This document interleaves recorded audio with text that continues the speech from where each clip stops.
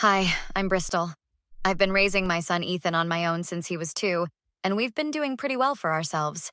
He's 10 now, smart, kind, and definitely on the quiet side. Nothing like his uncle, which is probably why my parents never really connected with him. You're late again, Bristol. My mom didn't even look up from arranging her perfect little appetizer tray as I walked through the door for their annual summer barbecue. Sorry, Ethan had soccer practice. I texted you about it. She waved her hand dismissively. Well, everyone's already in the backyard. Your brother brought his new girlfriend. She's a pediatrician, you know. Of course she was. Jake always dated impressive women who my parents could brag about to their friends, right before mentioning how I was still figuring things out. Ethan tugged at my sleeve. Mom, can I go play on the swing? Sure, buddy. I'll be right out. I stepped onto the back deck and immediately tensed up. There, right in the middle of the yard, was Brutus Jake's massive Rottweiler with a history of aggression issues. The dog paced around, already looking agitated with all the people. Hey sis, you finally made it! Jake called out, beer in hand, arm around a blonde woman who must have been the pediatrician. Why did you bring Brutus? You know he gets nervous around crowds. Jake rolled his eyes. Oh please, not this again. He's fine, you're just paranoid. My dad chimed in from the grill. The dog is perfectly well behaved, Bristol. Don't start with the drama today. He growled at a child at the park last week. You told me so yourself, Jake. That kid was teasing him. Brutus was just setting boundaries. I scanned the yard for Ethan, spotting him near the swings. Can you at least put him on a leash? In our own parents' backyard? Come on, loosen up. This is why you're always so stressed. Jake turned away, effectively ending the conversation. My mother appeared beside me. Would it kill you to not pick fights with your brother for one afternoon? He just made partner at his firm. This isn't about Jake. It's about safety. You baby Ethan too much. Boys need to learn to be tough. I bit my tongue and went to join Ethan by the swings, keeping one eye on Brutus the entire time. An hour later, my dad called everyone for food. Ethan ran ahead of me toward the patio. That's when it happened. Brutus suddenly locked eyes on Ethan, hackles raised. Before I could even shout a warning, the dog lunged across the yard with a deep growl. Ethan! Stop! I screamed, breaking into a run. Too late. Brutus knocked Ethan to the ground, jaws clamping down on his arm. My son's scream cut through the backyard chatter like a knife. Get him off! Get him off! I reached them, trying to pull the dog away as Ethan's blood soaked into the grass. Jake finally ran over, yanking Brutus back by the collar. He must have felt threatened. What did Ethan do to him? I couldn't believe my ears. Ethan lay sobbing on the ground, his arm mangled, and my brother was defending the dog? My dad stood frozen by the grill. Boy's rough house. He'll be fine. He needs a hospital. I cradled Ethan's trembling body, his face pale from shock and pain. You're overreacting, my mother said, but her voice faltered as she saw the severity of the wounds. I looked up at my family's faces, concerned about everything except my bleeding child, and something inside me hardened into cold, clear resolve. This would be the last time they heard us. The emergency room was a blur of activity as doctors swarmed around Ethan. His small arm was barely recognizable. Deep puncture wounds, torn flesh, an exposed muscle where Brutus's teeth had ripped through. Your son needs surgery to repair the nerve damage. We're also concerned about infection. I nodded numbly, watching as they prepped Ethan for surgery. His pain-glazed eyes found mine. Am I gonna lose my arm, Mom? No, baby. The doctors are going to fix you up. I promise.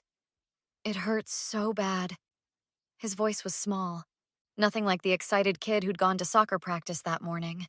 2 hours later, my parents and Jake finally showed up. No apologies, no comfort items for Ethan, just annoyed expressions. Any update? My father checked his watch. Still in surgery. The dog severed nerves in his arm. He might need physical therapy for months. Jake leaned against the wall, scrolling through his phone. Kids bounce back. Besides, Brutus is traumatized too. Animal control's talking about putting him down. Your dog nearly tore off my son's arm and you're worried about the dog? Lower your voice, Bristol. People are staring. My mother glanced around nervously. My father pulled me to a corner. This attitude isn't helping. Ethan should have known better than to run near a dog. He was walking to the dinner table. You called him over. He must have done something to trigger Brutus. That dog has never attacked anyone unprovoked. Are you serious? Ethan is 10 years old. And that's the problem, Jake joined in. You've made him soft. If he hadn't acted so weak and scared. Finish that sentence.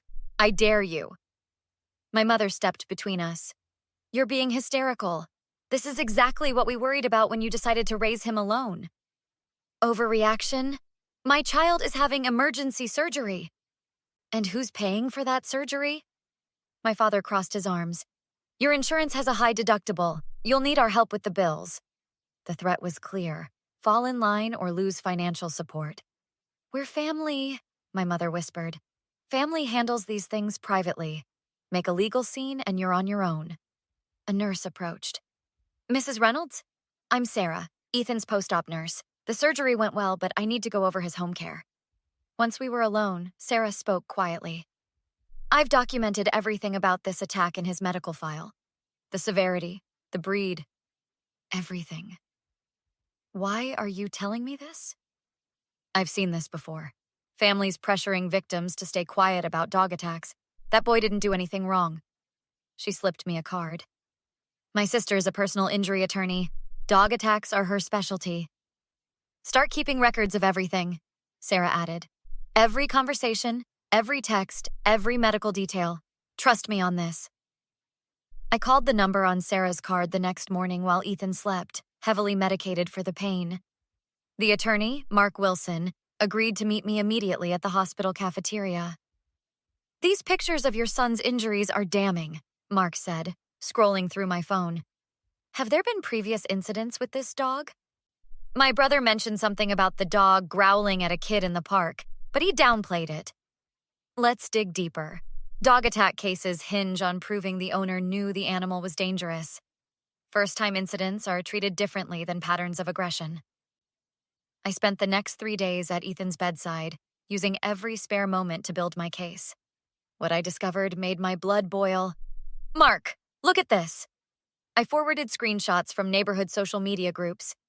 3 separate complaints about Brutus charging at kids on bikes. My parents' address is clearly mentioned. This is exactly what we need. These posts establish a documented history. Your brother can't claim this was unpredictable. The real bombshell came when I searched through Jake's Instagram. Videos of him training Brutus to be aggressive, snarling on command, lunging at moving targets, even one where Jake laughed as the dog terrorized a delivery driver. He's literally created a weapon, I told Mark. And my parents enabled it. Mark arranged a meeting with Taylor Jenkins, the animal control officer assigned to Ethan's case. Off the record, Taylor said, spreading files across the table. Your brother's dog has been on our radar for months. 3 formal complaints, but each time your parents or brother smooth-talked their way out of citations. Why wasn't anything done? Your father plays golf with the department head. But this attack? Too severe to sweep under the rug. I want more than just having the dog put down, I said. They blamed my son for being attacked. They knew this could happen. Taylor leaned forward. Get them on record admitting prior knowledge. That changes everything legally. That night, I texted my mother. The hospital's asking about vaccination records for Brutus. Do you have them? She called immediately. Delete that text. Don't put anything in writing. Mom, the doctors just need to know if Ethan needs additional shots. Fine. Jake has them somewhere. But be careful how you phrase these things. Insurance investigators might read your messages. Has Brutus had his rabies shots? I pressed. Of course. After that incident with the neighbor's kid last year, we made sure everything was up to date. My hand shook as I hit the record button Mark had shown me how to activate. What incident? You know, when he nipped that boy who climbed over our fence? Nothing serious, but we didn't want any trouble. Don't mention that to anyone, Bristol. It would just complicate things. Like it would complicate the narrative that this was Ethan's fault for being too weak? She sighed. We just want this to go away quietly. Your father's already spoken to his lawyer friend about handling the hospital bills, provided there's no publicity. I'll think about it, I lied, ending the call. I forwarded the recording to Mark and Taylor with a single message. We got them. 2 weeks after the attack, I invited my family to my apartment to discuss financial arrangements for Ethan's medical bills. They arrived exactly as I expected. Jake irritated at being inconvenienced. My parents with checkbook in hand, ready to buy their way out of responsibility. Let's make this quick, my father said, settling onto my couch. We've worked out a payment plan for the hospital. No insurance claims necessary. That's thoughtful, I replied, placing a folder on the coffee table. But before we discuss money, I wanted to share some interesting things I've discovered. I spread out printed screenshots of neighborhood complaints about Brutus. Next came printouts of Jake's Instagram videos showing him training the dog to be aggressive. What is this? Jake stood up, face flushing. You've been stalking my social media? Just doing research, like finding these reports filed with animal control over the past year. I slid 3 official complaint forms across the table. All concerning Brutus, all mysteriously dropped. My mother's face went pale. Bristol, what have you done? I've been very busy. Meeting with Mark Wilson, he's my attorney. And Taylor Jenkins from Animal Control, remember her? The officer you and Dad convinced to ignore those previous complaints? My father's eyes narrowed. This is completely unnecessary. We're family. Family doesn't let a dangerous dog attack a child and then blame the victim. Oh, and this... I pressed play on my phone. Is you, Mom, admitting you knew Brutus had bitten another child before? You recorded me? That's illegal! One-party consent state, perfectly legal. Jake lunged for my phone. Give me that. Touch me and I'll add assault to the charges. Mark has copies of everything anyway. Charges? My father stood now, checkbook forgotten. What charges? Criminal negligence for Jake. Brutus has already been seized by Animal Control, and a civil suit against all of you as knowing enablers of a dangerous animal. My mother began to cry. How could you do this to us? The neighbors, our friends. Everyone will know. That's kind of the point. Everyone should know what you did, or rather what you didn't do, protect an innocent child. We can work this out, my father insisted. Name your price. This isn't about money. It's about justice for Ethan, and for those other kids Brutus terrorized while you all looked the other way. Jake pointed his finger in my face. You'll regret this. When you need us. I've never needed you. That's what terrifies you all. I built a life without your toxic influence, and Ethan will grow up knowing his worth isn't measured by your approval. I opened my apartment door. We'll see you in court. Don't contact us again unless it's through Mark. 6 months later, Ethan and I stood on the beach, watching the sunset. His arm bore scars, but the physical therapy had worked wonders. He could throw a baseball again. Do you ever miss them? Ethan asked quietly. Grandma, Grandpa, Uncle Jake? I miss who I wished they could be, but we're better off with real family, people who actually care about us.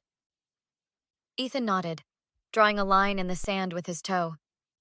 Like Sarah and Mark and Miss Taylor? Exactly. Those are our people now.